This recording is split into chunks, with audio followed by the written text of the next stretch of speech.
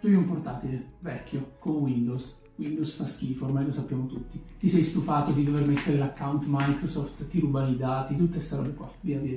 Quindi scopri Linux e dici, oddio, bello Linux, ce ne sono un sacco, sono bellissimi, sono tutti diversi, quindi voglio installare Linux.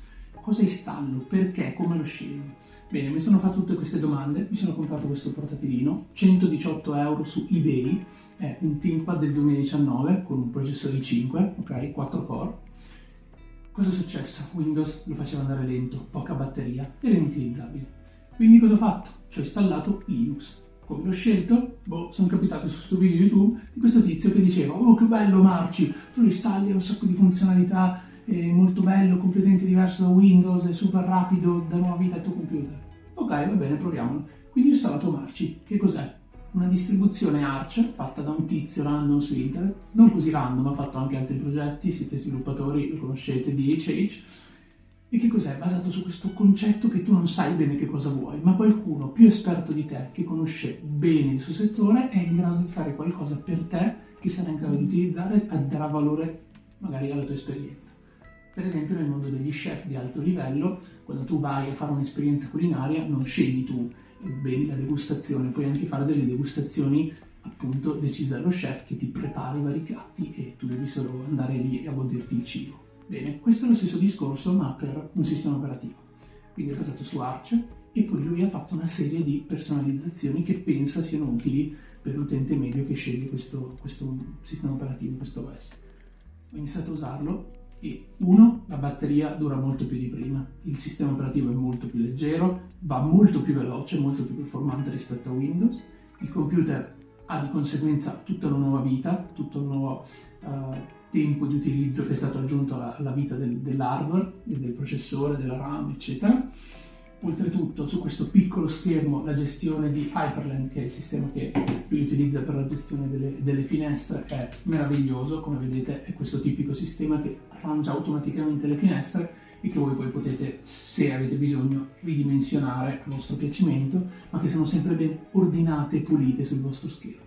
Poi avete tutta una selezione di temi che potete sostituire con semplicissimi, sbagliate lo shortcut, con dei facilissimi shortcut e da tastiera, quindi ad esempio in questo caso sto usando, non mi ricordo, comunque ce ne sono tantissimi, Matte Black, e potete anche cambiare facilmente lo sfondo se ce n'è più di uno. Oppure uno dei più gettonati è sempre Tokyo Night,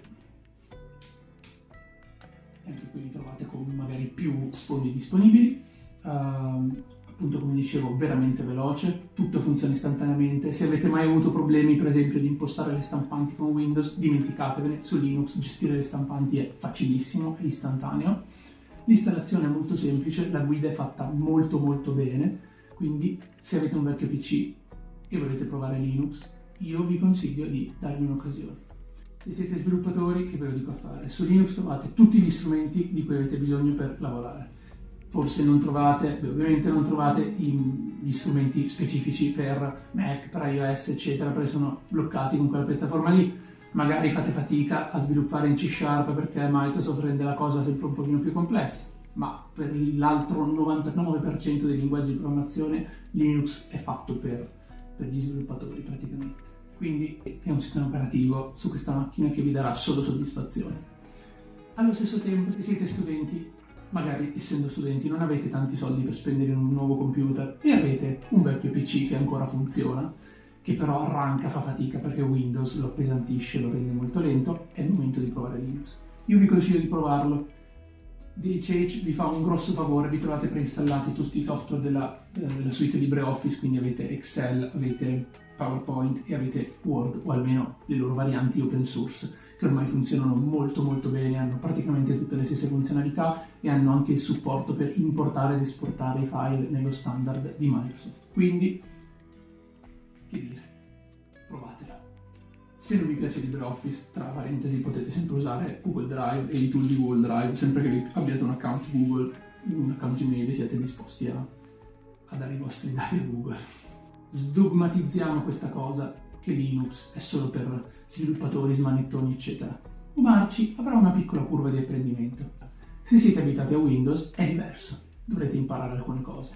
ma non per questo vuol dire che non sia difficile da usare. È veramente semplice una volta che imparate e vedrete che per molti di voi sarà molto piacevole. Non per tutti, nulla è per tutti. Quindi dategli un'occasione e se questo video vi ha ispirato ma questo sistema operativo non vi piace troppo, rimanete sintonizzati. Sto già preparando un altro video su un altro sistema operativo Linux based che è Arduino OS. Se ne è parlato tanto online, assomiglia a Windows e quindi rende più facile la transizione. Ma ne parliamo nel prossimo video.